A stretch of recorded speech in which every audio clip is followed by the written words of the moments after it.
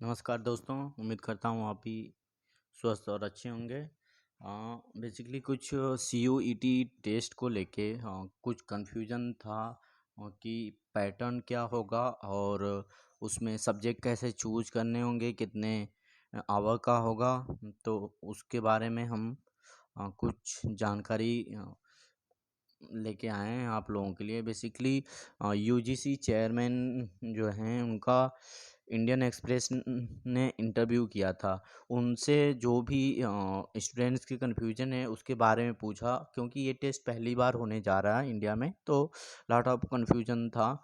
तो उस कन्फ्यूजन को दूर करने के लिए जब इंडियन एक्सप्रेस कुछ उनसे क्वेश्चन पूछे कि कैसे टेस्ट होगा, क्या है, कितना क्या पैटर्न होगा और उसकी टाइम ड्यूरेशन क्या होगा टेस्ट का, और जो तीन पेपर होने जा रहे हैं, लैंग्वेजेस के दो हैं, एक सब्जेक्ट का है पेपर, एक जनरल टेस्ट है, तो वो सब कैसे कंडक्ट होंगे, तो उसी के बारे में मैं कुछ इन्फॉर्मेशन लेके आया हूँ और आपको आपके साथ शेयर कर रहा हूँ। मैं इंडियन एक्सप्रेस का जो आर्टिकल छपा है उनके पेपर में, मैं उसी को ही आपके सामने रख रहा हूँ, क्योंकि ऑथेंटिकेट जानकारी होना बहुत ज़रूरी है।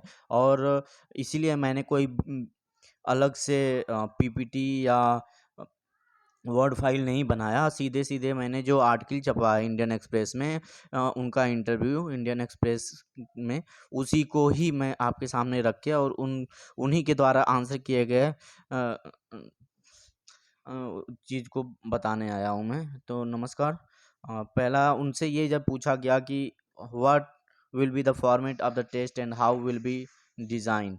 बेसिकली जब ये पूछा गया कि फॉर्मेट क्या होगा टेस्ट का और उसका डिज़ाइन क्या होगा, कि कैसे होगा, तो उन्होंने ये जवाब दिया उसका कि 2 सेशन होंगे रफली 4 आवर ड्यूरेशन के, यानी कि समझ लीजिए कि पूरे दिन भर में दो ड्यूरेशन में होगा पेपर, और एक ड्यूरेशन नियर अबाउट 4 घंटे का होगा। एग्जैक्टली 4 घंटे का नहीं होगा, नियर अबाउट 4 घंटे का होगा।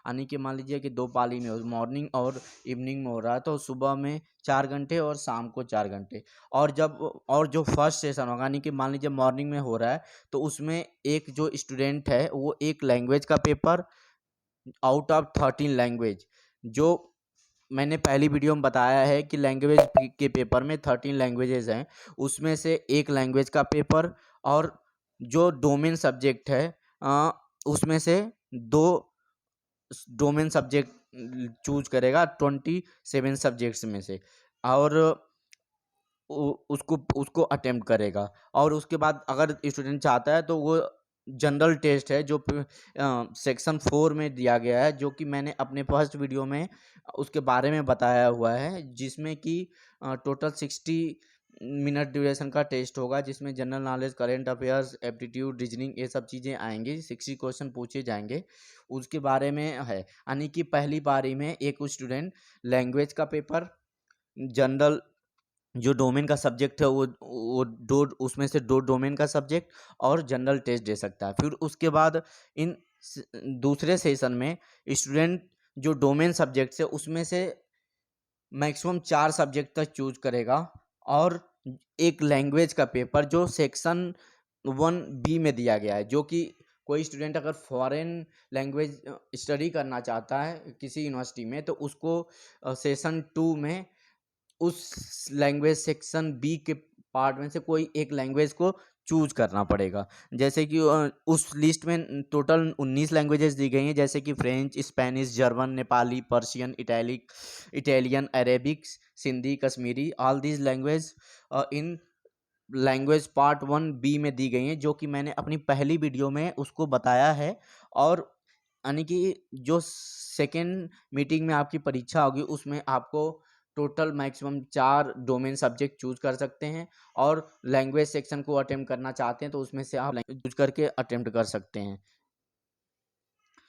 सो ये रहा दोनों पालियों में कैसे कैसे पेपर में क्या क्या आएगा।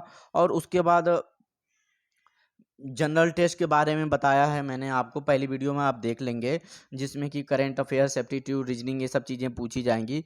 और डोमेन सब्जेक्ट्स के बारे में भी मैंने पहली वीडियो में बताया कि टोटल 27 सब्जेक्ट्स होंगे, जैसे कि history, computer science, business study, economics, mathematics, political science, sociology, psychology, ये सब चीज़ें टोटल 27 लैंग्वेजेज सब्जेक्ट्स हैं, जिसमें से आपको चूज करने होंगे कोई भी 4 सब्जेक्ट्स दूसरी पाली में, और उस पे पेपर देना होगा आपको। और जो जनरल टेस्ट है वो तो आपको मैंने अभी बताया कि जनरल नॉलेज टेस्ट करेगा, current affairs, reasoning, mental ability, ये सब चीज़ें चेक करेगा। 1 घंटे का पेपर होगा आपका।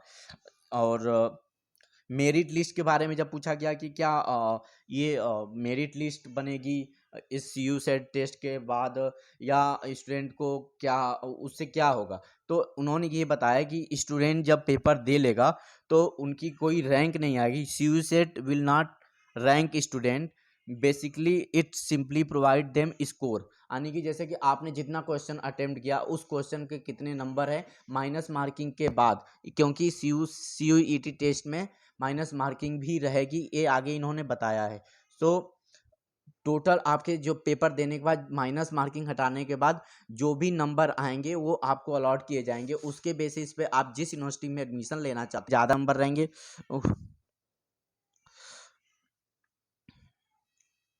और ये एमसीक्यू फॉर्मेट का है। और यहाँ पे उन्होंने यही बताया है कि जो क्लास 12th है टोटली उसके बेस पे ही यहाँ पे क्वेश्चंस, एमसीक्यू क्वेश्चंस पूछे जाएंगे, ऑब्जेक्टिव क्वेश्चन पूछे जाएंगे। और जो आपका बोर्ड का एग्ज़ाम होता है उसमें जो परसेंटेज आती है उसके बेस पे किसी भी यूनिवर्सिटी में, सेंट्रल यूनिवर्सिटी में एडमिशन नहीं होगा। ये यूजीसी ने क्लैरिफाई किया है। उनके जो चेयरमैन हैं उन जगदीश कुमार जी ने, उन्होंने को क्लैरिफाई किया है कि जो भी एडमिशन होगा वो CUET टेस्ट के बेस पे ही होगा। सो जब उनसे पूछा गया कोचिंग के बारे में तो उन्होंने कहा कि NCERT बेस्ड सिलेबस है, आप बच्चे खुद पढ़ सकते हैं। इसका जो कठिनाई का लेवल है वो IIT की तरह नहीं है। ये बोर्ड एग्ज़ाम में अच्छा से कोई पढ़ाई किया है तो उससे हो जाएगा, ये सब चीज़ें हैं। और इसके बाद एक खुशखबरी ये भी है कि अभी जो देश की सभी सेंट्रल यूनिवर्सिटी हैं वो तो आपको एडमिट करेंगे ही इस टेस्ट के बेसिस पे। अभी नई जो डीम्ड यूनिवर्सिटी हैं, one of the best India में हैं, उनका भी ये हो रहा है कि वो भी CU सेट के उसके आधार पे आपको एडमिट करेंगे। जैसे एक टिस है मुंबई में, Tata institute of social science, जो इंडिया में बेस्ट इंस्टीट्यूट है one of the social science के लिए, वो आपको एडमिट करेगा। ये सब हैं। सो ये रही आपके लिए आज की इंफॉर्मेशन पैटर्न की। जो भी आपकी क्वेरी होगी आप हमें कमेंट बॉक्स में लिखिए, उसका जवाब आपको ज़रूर दिया जाएगा। नमस्कार, धन्यवाद।